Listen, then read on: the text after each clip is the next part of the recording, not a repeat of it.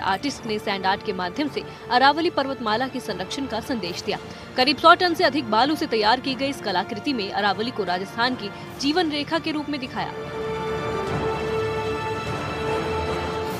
सरकार की नई गाइडलाइन में 100 मीटर से कम ऊंचाई वाली पहाड़ियों को अरावली रेंज का हिस्सा नहीं माना गया, जो कि बहुत ही गंभीर विषय है, क्योंकि अरावली एक पहाड़ या पत्थरों के कोई पहाड़ी नहीं है या रेंज नहीं है। ये हमारी संस्कृति का अभिन्न हिस्सा है और सदियों से इसने हमारे को रोजगार दिए हैं, हमारा पालन किया है, पोषण किया है। ये अरावली है तो रेगिस्तान है, रेगिस्तान है तो मानसून है, मानसून है तो बारिश है। तो कहीं न कहीं इसका बहुत ही गंभीर भविष्य में इसके दुष्प्रभाव देखने को मिल सकते हैं अगर अरावली को के लिए खनन या इस प्रकार की जो घोषणाएं होती है तो इसलिए सरकार से मैंने अपनी सैंड आर्ट के जरिए अपील करना चाहा कि इसके ऊपर पुनर्विचार करें, अरावली की परिभाषाओं में ज़्यादा काट-छांट नहीं करें। सैंड आर्टिस्ट को साथ मिला सामाजिक कार्यकर्ता और सोशल मीडिया इन्फ्लुएंसर का। अरावली नहीं होगी तो राजस्थान समेत उत्तर भारत का पर्यावरणीय ढांचा पूरी तरीके से बिगड़ जाएगा। जो पहाड़ी 100 मीटर ऊपरे वेगा वही अरावली कहलाएगा, और 100 मीटर नीचे भले 99 मीटर भी है तो भी वह अरावली नहीं है। क्यों सर?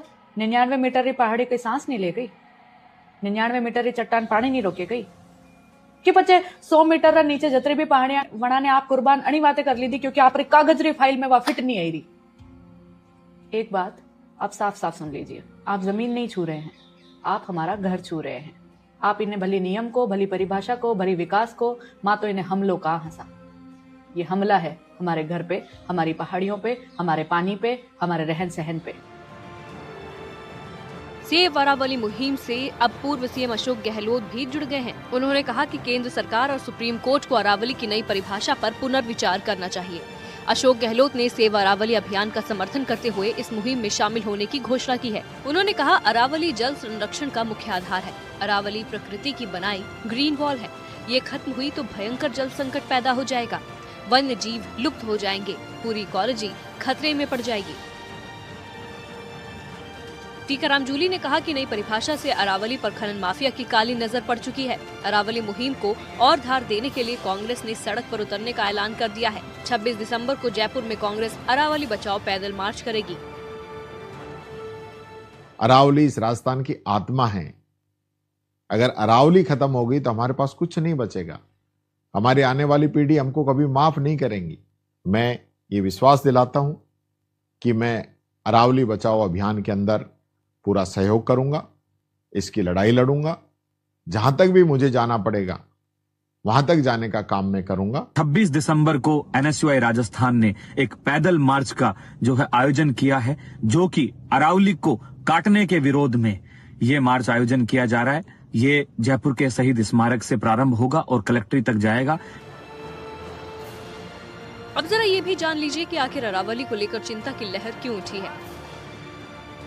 दरअसल सुप्रीम कोर्ट में नए सुझावों का ड्राफ्ट पेश किया गया है। इसके अनुसार एक नई परिभाषा दी गई है, जिसमें 100 मीटर या उससे अधिक ऊंचाई वाली पर्वतमाला को ही अरावली की पहाड़ी माना जाएगा। इस परिभाषा से 90% से ज्यादा पहाड़ियां संरक्षण के दायरे से ही बाहर हो जाएंगी। इस फैसले के बाद अरावली को बचाने की आवाजें तेज हो गई हैं।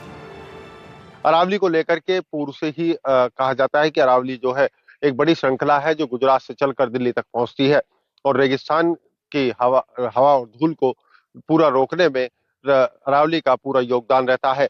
इस योगदान के साथ ही दिल्ली की जो आबो हवा है वो कहीं ना कहीं अब अरावली खत्म होने के बाद बिगड़ती गई है और अब राजस्थान में भी अगर माइंस चालू होती हैं तो आबो हवा पूरी तरह से बिगड़ सकती है। इस तरह की चर्चाओं ने पूरी तरह से सेव अरावली को लेकर के एक मुहिम छेड़ी हुई है। आज ये मुहिम सिर्फ एक कार्यक्रम नहीं बल्कि एक चेतावनी है, सरकार के लिए भी और समाज के लिए भी, क्योंकि अरावली अगर बची तो पानी बचेगा, हवा बचेगी और जीवन बचेगा। अरावली को बचाने की ये मुहिम अब ये बता रही है कि अब सिर्फ सरकार के भरोसे बैठने का वक्त नहीं। तो संदेश साफ है, अरावली हमारी है और इसे बचाना भी हमारी जिम्मेदारी है। जयपुर से सुशांत पारीक के साथ अजमेर से पवन अटारिया की खास रिपोर्ट, एनडीटीवी राजस्थान के लिए।